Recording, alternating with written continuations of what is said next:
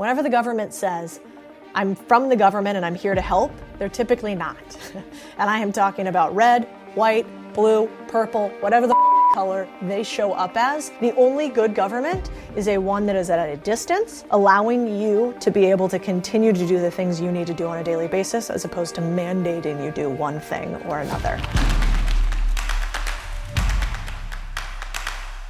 Quick FYI, before we get too much into it, we've got just a few months before my first ever book is out in the world. If you want to pre-order it for yourself or anyone you love, you can do that in the link in the show notes, or you can search it online. It's called Main Street Millionaire. You'll love it. I think it'll make you a lot of money, and I hope you guys pre-order it. Hello, and welcome back to all those who put in the work. I'm Codie Sanchez, and this is the Big Deal Podcast. Okay, this segment's a little bit different and interesting, I hope, for you guys. We're going to call this one something along the lines of current events. If you want to tell us what you think we should name this podcast, drop it in the links. Come up with a catchy name for us. We've got our interview podcasts, we've got our Moneymaker podcast series, and now we got this one where we talk to you about what's happening in the world. Let me preface it with this. I think we have to obsess a little bit for just a small amount of time on what's happening with the government right now around us. Let me tell you why. I used to run a business in Latin America at a company called First Trust. We grew it to over $1 billion in assets under management.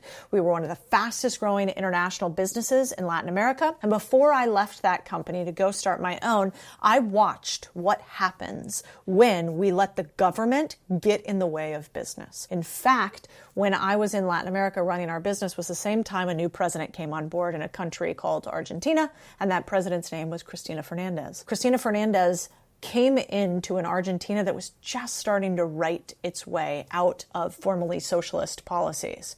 And Cristina Fernandez came in, and over the span of 3 to 6 months, she nationalized just about every business. She kicked people out of the country like me, who had financial companies where we were helping people who knew that the Argentinian dollar there at the time was really volatile. So even now, if you go to Argentina, you don't go to a bank to exchange your currency, you go to the black market because you get a much better rate, and oftentimes they run out of dollars in the banks in Argentina. And that is because they've had really poor management by the government. So my business was all around Latin America. And in the span of the night, Cristina Fernandez made my business illegal, which was just allowing them to invest in international exchange-traded funds, mutual funds, things we think of as normal, because she wanted to keep all the money in Argentina. She wanted to lock down all of production, and she wanted to own everything.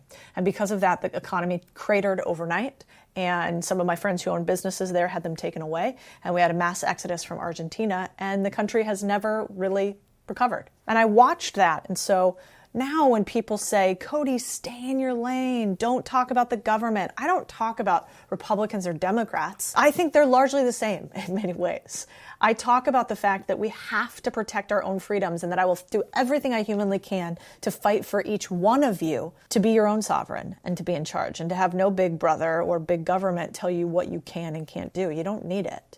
I think that you are more competent than most people who wear a little flag lapel on their pin and try to tell you that they're here to protect you. And so today I thought we got to look at something that's a little crazy, which is what's happening with government spending. And I want to break that down, but I wanted to tell you why.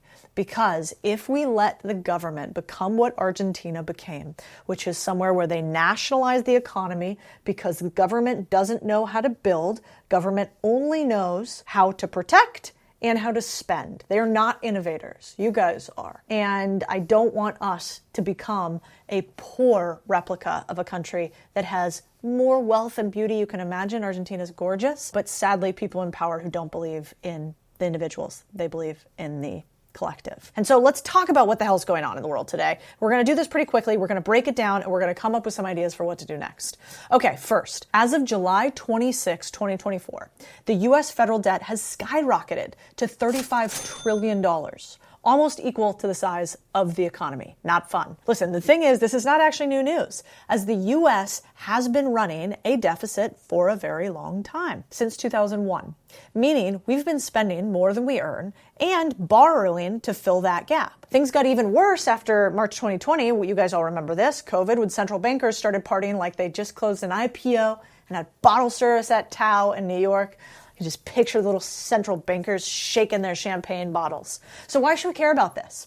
Well, economic ruin does not sound fun. And not to be dramatic, but this debt could lead to a budget crisis, higher interest rates, and economic instability. And so I think we got to really understand it. Because more than that, long term, it could hurt America's standing in the world, which candidly, we can't afford right now. I thought I'd do an episode really clearly breaking down what is going on, why it matters, in a way that won't put you to sleep, but will make you sound smarter than either your neocon, perma-war uncle at the family gathering or your kind of commie, money is a human right cousin who's never had a real job. Cool? Okay, we're going to break it all down. And we're going to read up on what some of the brightest minds in business have to say about this. So let's steal their homework and get into it. But first, don't be greedy. Share the pod with the needy. I repost all of you who tag me in your Instagram stories sharing the pod. So make my day and your bud's bank account swell and share this episode. We see a ton of people downplaying our economic situation, and it makes me nervous. Some of the smartest minds in business are starting to sound the alarm. The contrarian view here is that we should actually be listening to these warnings. You see, our economic challenges, it doesn't mean that we're about blind optimism or doom and gloom. It's about facing hard truths, considering unconventional solutions, and being prepared. All right, so Elon Musk has been sounding the alarm about our financial situation. I know some people don't like him and think he's mean or think he's not great, and that could all be true, but he's definitely smart. And anytime somebody has a bank account bigger than I do and has built something bigger than I have, I like to at least listen to part of it. And I want to break down and see where I disagree or where I agree. But with a guy like this, it's worth seeing what his brain is thinking. So he said things like, the dollar will be worth nothing if the US doesn't do something about its national debt, like this tweet right here. And he's basically talking about the fact that this tweet talks about interest payments on US national debt will shatter 1.1 trillion this year, eating 76% of all income taxes collected. And I think whether you like the guy or not, he's pretty much a legend. And so let's quantify him before I use a few more takes from him and a few more of his research. So think about this for a second. I think that Elon Musk might be one of the best CEOs of our generation. And then you might go, oh, Codie, you're just a fangirl. You're an Elon stooge. Okay, let's qualify this in a few different ways. Do you run a business that is harder than rocket ships in space? No, you probably don't. No, I fucking don't either. Okay, well, he does that business. And not only does he do that business, get this stat, 60% of all satellites in Earth's orbit are now from Starlink. 60%. Look at this image, which basically shows of the 10,036 satellites in the Earth's orbit, Starlink has 6,800 of them. How about from this perspective? The US will launch like 159 rockets this year. SpaceX has already launched 84. Last year, he launched 96. Okay, so he's pretty good at space, one of the hardest games out there. And oh, by the way, if you fuck up, you die. That's pretty serious. But it's not even talking about what he's done in media, electric cars, batteries, and open sourcing that technology. If you think about it, a friend of mine, Balaji, has a great tweet where he talks about how hardware is one of the most difficult tech or businesses that you could run. And then you add the fact that he's going electric, space, reusable rockets, and managing 3 multi-billion-dollar companies simultaneously. I think his pain tolerance must be unrivaled. And on top of that, anyone who thinks he's bad for the economy is either lying or so dumb as to be irrelevant. I think we should pray that our best and brightest, like him, continue to exist and that our government is 1/10 as efficient using our tax dollars as he is using his shareholders' dollars. And in fact, I think if you're wondering if you should date a woman and take her home to your mom, or if you should date a guy and take him home to your dad, you should ask them what they think of Elon Musk. I think it is a great litmus test of intelligence to ask somebody, do you think that Elon Musk is better for society or worse for society? If they say worse for society, cut and fucking run. And so, before we get into more, I just wanted you to know what the man's accomplished, because I think it's really easy to look at Twitter and say his memes are dumb, and I don't like that he did this or that.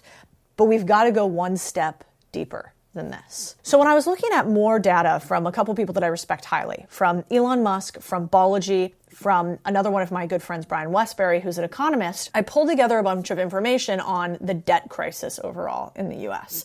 And what I thought was fascinating is we've been running a deficit for years, obviously. And at which point, most people on the internet will go something along the lines of, this doesn't matter, we can keep printing capital, we're the tallest of all the midgets, which is a way of saying that, we're the best economy in the world still, even if all the economies aren't that great, at least we're better than theirs. But there's a couple things that are different than at any time. One is, look at rising interest costs. I mean, the government is spending more and more just to pay interest on the debt. This is becoming one of the largest expenses in the federal budget, which you can see right here looking at this slide. And then look at social programs at risk, like Social Security, Medicare. They could run out of money in the next decade, leaving millions of Americans without critical support. I think if you also want to have a litmus test of an intelligent person, the next question should be, can we continue to have social programs structured the way that we do? Or should they be need-based? Because at some point we won't be able to have an input like this for one generation to the next. In fact, Scott Galloway has an incredible TED Talk basically talking about how these programs are stealing from the youth to give to the next generation. And I think that is actually true. I think if you're a mom, a dad, a grandma, a grandpa, and you look at this data and you don't think that you are stealing from the youth to pay for your generation, you're not looking at the math very clearly. Now, the problem is that the government can't seem to do anything about this. Lawmakers don't want to fix it. It's very unpopular. But why? Because voters are not young people. Voters are middle-aged to older. And so it's human nature. We vote in our self-interest, and those who are older are going to continue to vote these programs on. And, I think there's a really interesting post out there by Balaji. He basically talks about the true state of the financial situation in the U.S. and talks a lot about debt, borrowing, and the value of the dollar. What's interesting, I'm going to break down 3 of these graphs. So the first one, we basically see how when the government puts a program in place, they rarely pull it back. This is important to know. It happened during TARP, that's the Asset Relief Program, which happened in 2008, post-financial crisis. It happened on 9/11 with rolling out widespread ability to keep us safe, but also learn a lot about its citizenry. Never pulled that back as well. So in 2003, the Fed issued more emergency loans than during the 2008 financial crisis. Think about that for a second. If you look at this graph, you can see it's like, 5x more emergency loans in 2023 than 2008. If you guys weren't around in the workplace in 2008, it was bad. I was actually at Goldman in 2009, 2010, which was the worst part of the crisis. 2008 is when it started. You saw the first trickle from Lehman Brothers, and like a game of dominoes, you basically saw one bank fall after bank fall after bank fall. And in 2009 and 2010 is when Goldman really got it. And we had to go in front of the Senate and give a bunch of commentary about what had happened in the financial crisis. So what is scary to me is remembering what happened in 2008. If we are anywhere near that in 2023 to 2024, it's scary. If we are 4 to 5 times that by the federal government, I'm actually not sure how to quantify that. Then if we look at it from this level, all right, so emergency loans, not great. Maybe that's not that big of a deal. Well, let's look at borrowing levels. The U.S. is borrowing more now than during the COVID-19 pandemic, with interest rates around 5%. So during COVID-19, we were basically at 0% interest rates. Now we're at 5%. You guys know what that feels like. Have you tried to go get a house lately? Have you looked at the difference in interest rates for the mortgage you could afford 2 or 3 years ago versus now? That is what's happened in the government at scale. This graph is basically showing you, oh my gosh, we are issuing trillions of dollars in bonds. And oh, by the way, we're paying really high interest payments to do it. The next graph is basically showing you interest payments on the national debt that we have. And what's crazy is for the first time ever, we have net interest. So just us paying our interest payments. It's like you having a credit card that instead of you paying off the amount every month, you just pay the interest that you accumulate. That fat debt is still sitting there on your credit card. And on top of it, you're barely making interest payments. Well, for the first time ever, our net interest payments in the US, we pay more towards those than we do our national defense, which is scary in a world in which China's China-ing. And we have what's happening in the Middle East, and we have what's happening in Russia. Then we got a trifecta in case you guys aren't ready to slit your wrists already, which is the dollar devaluation. So the dollar's lost 25% of its value in just 4 years. 25 cents of every dollar that you own, you have lost because of devaluation of our dollar over the last 4 years. If you were to go back to the 70s, we're talking about losing almost 75% of $1 in just that amount of time. Then, interestingly enough, who owns most treasuries, or the way that we fund our economy? Who is our mom and dad funding our bills? Well, that's China in a lot of ways. China holds more treasury securities than anybody else, but Rutro, since about 2010 when they peaked, 2014 when they peaked again, they are now back to almost historical lows of how much they own of treasuries.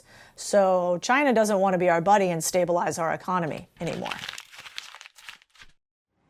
So I talk a lot about business buying and I get a lot of questions about it. One of the most common questions is, where do you find a business to buy? The answer is sad because the worst deals are oversaturated marketplace sites, but the best deals are off-market or curated. Either way, finding a business to buy basically sucks, and I think it should suck less. So that's why we've built something for you guys, BizScout, a business buying marketplace full of only the best deals for both on and off-market. And BizScout is just built different, okay? We've got verified buyers, so the best sellers are actually interested in selling. Scout sites, aka at a glance, what's the quick analysis of this deal? Off-market data, so you can get all the info you need to direct outreach efficiently. Embedded lending, so you can get your financing for the business right where you buy it. BizScout is going to change the face of Main Street buying and selling. Probably not immediately. We have a lot more work to do, but I want you guys to be part of it, to be part of the buyers and builders in this next round. So you guys are one of the first to hear. Go to bizscout.com and check it out. Then we've got the BRICS. I remember when these got created when I was at Goldman, which is Brazil, Russia, India, and China. It's a grouping of countries that came together to sort of combat U.S. dominance, right? They came together and said, what if we create a coalition between the four of us? Well, it turns out that many people outside of the U.S., including the BRICS nation, which are a huge block of power, are buying large amounts of gold instead of U.S. treasuries. I mean, check this out. You can basically see that during the financial crisis, we had record high levels of gold bought. More gold than I know how to quantify. We got Fort Knoxes of gold all around the globe. Well, guess what? We're just about to surpass that level of gold held in 2024. And gold holding is usually an indicator of a risk-off trade, which basically means, oh man, I'm worried about what's happening in the economy, so I'm going to pull back risk. Then we've got de-dollarization. So China has started to use its own currency for most cross-border transactions. What does that mean? Well, in the past, if you wanted to do a deal like China and India, or if you wanted to do a deal China and Latin America, China would use US dollar, Latin American countries would use US dollar, and that would be their trading currency. China's now said, nah, we're going to use our own. We're going to use yuan. And that basically means that we're seeing more deals done in Chinese currency than the US currency, at least by China.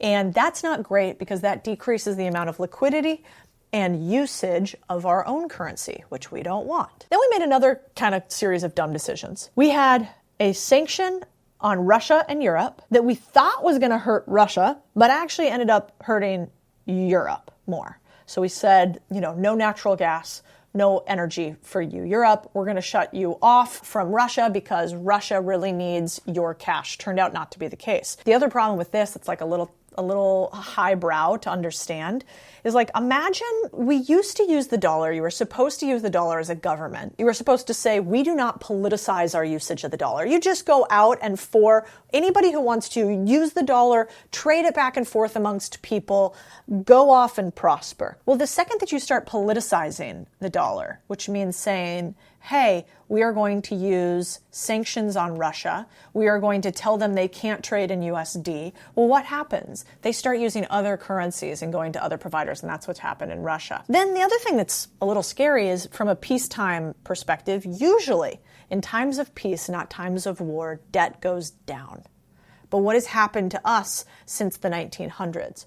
Well, we have skyrocketed post-2000 to some of the highest levels of national debt we've ever had.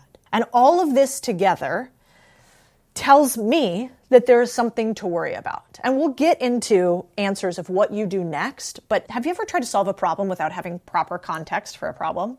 Have you ever started to sit down and think, how do I fix my business? It's not working. How do I fix my relationship? It's not working. Well, if you go to fix your relationship and you're like, you know what I'm going to do? I'm going to love language the shit out of them. I'm going to buy her so many flowers and gifts and presents and outings. And you don't actually understand why your wife is upset is because she just wants quality time with you and you to listen to her more and you to be kinder to her. She doesn't want fancy things. She doesn't want flowers. If you don't understand the situation you're in, you can't actually fix it. So I think one of the most important parts of this podcast is to understand what's going on in our world around us so that we can fix it and we can prepare for it properly. So what's interesting is, according to my friend Balaji, who is the CTO of Coinbase, one of the smartest men I know, and did this famous tweet right here, I just burned 1 million to tell you that they're printing trillions. His point here was, I'm concerned about the chance of a crisis. And so Balaji thinks there's a 10% chance of a crisis happening soon, a 70% chance in the next 2 years, which is scary, because he's very smart. Now, what does that look like? If you look back at history, it took just 2 days from the collapse of SVB, you guys remember Silicon Valley Bank sort of collapsing and everybody freaking out, to then the government printing $300 billion. Within 2 weeks, $500 billion was withdrawn from local banks seeking safety. That was one bank and its ripple effect. Lockdowns due to COVID-19 were implemented just 2 months after the virus hit the U.S. The financial crisis was only acknowledged 2 quarters after Ben Bernanke's, the chairman of the Fed at the time, mild recession, famously, mild recession prediction. And then, Balaji says, the USSR transitioned from a superpower to collapse in just 2 years. And so his point here is multi-pronged, which is we have major issues all across our economy, which means that you guys need to learn how to become asset holders more and more. We need to learn how to become asset holders, because if we add on top of this the commercial real estate crisis that I think is happening all around us, you guys have seen it. You travel around to different parts of your city here in Austin, Texas. If you were to drive any street with eyes to see, you would see vacant commercial centers. Why would that happen? Somebody owns those. Why would they just be sitting there empty? Well, they're sitting there empty because in order for them to sell it, they'd have to mark down their portfolio, which means that they'd have to say, we told you investors this was worth $100, it's actually worth $20. And because of that, they're going to have a ripple effect through their entire portfolio. It's also why they aren't leasing those things out. Then we've got pension crisis. We've got underfunded pensions to the tune of like $1.4 trillion with a T. We've got auto loans rising in their default rate, which means people not about to pay them. I think that's also at risk. We've also got record high credit card debt. So $930 billion in credit card debt in the U.S. This is a all-time high. And then we've got more people moving away from the dollar. So we've got some serious issues here in this country, which is why I impress upon all of us to really think about how do we get to financial freedom and protect ourselves from an environment in which we have global uncertainty that we've probably never seen before. I think maybe the only place that's worse off in some degrees is Europe, because they're literally playing a game of 1984 between the government instituting that somebody could get jailed because of what they tweet or put on Facebook is something that I never thought I'd see in my lifetime. All right, let's get into some wild and crazy stuff now that we're talking about 1984 in Europe, because why not? Crazy idea. I don't think it's awesome to have Facebook CEO Zuckerberg tell you that he was lightly coerced into censoring news during the last election cycle and also during COVID. I don't think it's awesome to have a founder of a tech company arrested in France for not sharing information on citizens. I definitely don't think it's awesome for governments like the UK and the European Union to say that they would come after even US citizens for things that they say online that they don't like. Elon Musk posted this tweet, which is sadly kind of true. It's 2030 in Europe and you're being executed for liking a meme, which increasingly feels like that could be reasonable. But what's fascinating to me is we don't seem to be very good at second and third order effects. We think that if one party tells us something we don't like, we should censor them. But we don't actually think about the opposite, which is what happens when your party or the opposite party from yours says something that you don't like. What happens when your guys go out of power and the other guys come into power? Then you just play a game of going after one another. It's why we shouldn't arrest former presidents for political reasons. It's why we should make sure everybody gets free speech, even when we don't like what they're saying. And it's why we should make sure that we push back on censorship anywhere we can. And yet, for some reason, this has become non-normalized. It's become okay for people to say that you shouldn't be allowed to talk. Stay in your lane. You're not an expert. Motherfucker, no. I'm an expert as an American in the First Amendment, which is that we have the right to free speech. And I do not think we should allow anybody to push back on that. Now, I got to read this next thing to you because let's go back to Argentina and Venezuela, where I had a business before. So if you've never been to Venezuela, you probably didn't know that if you wanted to buy a chicken, this is how much money you would need, or about 14 million bolivars, which is their version of a dollar. That would be the equivalent to $2.22 USD. 14 million bolivar? to $2.22. Now, how did it happen where in Venezuela, their currency became worth so little that they make purses out of it like this on the street? Like literally you can have a purse made entirely of dollar bills. You know how that started? Price controls. 2 words that sound awesome and actually are not, which is probably why that quote is true, that the road to hell is paved with good intentions. It just sounds so good. I go to the grocery store and I see the prices of groceries today and I get pissed. I'm like, why do I have to pay $20 for this fancy organic XYZ? The problem is that we don't want the government to set anything. And let me explain and I'm not going after one candidate or another. I won't even say who said this idea about price controls. All I will say is, if you want a masterclass in price controls, go look at Venezuela and Argentina and see how it worked out for them. Spoiler, not great. So, I want to read you a tweet from a friend of mine. We should just listen to what he has to say about it. This is a friend of mine, Robert, who is the CFO of a company. He's saying people need to stop overreacting about X's plan to reduce food inflation, as it would lead to communism, mass starvation, and the end of America. He's like, come on, I worked in M&A in the food industry. Here's a step-by-step summary of what would actually happen. Step 1, the government announces that grocery retailers aren't allowed to raise prices. Grocery stores, which operate on 1 to 2 net margins, can't survive if their suppliers raise prices. So the government announces that food producers, next line, also aren't allowed to raise prices. Okay, well, not all grocery stores are created equal, so stores in lower income areas make less money than high income ones, right? Because these aren't able to cover their overhead, grocery chains start to shut down. So that means we have food deserts in rural areas, in low income urban areas. That becomes even worse. Meanwhile, margins for food producers going down. Their primary costs, ingredients, energy, and labor, aren't fixed, and they have shrinking profits. So, number 5, grocery stores, which have finite shelf space, start to repurpose their stores, those that didn't have to shut down, to sell more non-price controlled items. So your local Kroger or Safeway starts to look and feel more like a Walmart. Food producers then stop making products with lower margins. No eggs or milk or bread because they can't make any money on it, so their businesses are starting to die. So then they compete on things like payment terms and how long you can pay for something. Then small grocery chains start to shut down entirely, so whole chains. Or they get sold to larger chains like Kroger. In addition, not being able to cover the fixed costs, a major reason is because they can't secure delivery of products due to producers prioritizing sales to larger customers and those that might stay in business because they have to float sometimes the customer payment. So the smaller food producers, which typically sell via distributors rather than right to the grocery stores, they go out of business because these producers have an additional step in their value chain. So they actually have higher costs because you're a smaller guy. As supply chains break down, lines start to form outside grocery stores every morning. Now, cities assign police officers to patrol store parking lots, and food producers draft contingency plans to assign armed escorts to delivery trucks. Step 10, the federal government announces a program to issue block grants for states to purchase and operate shuttered grocery stores, because government's here to help.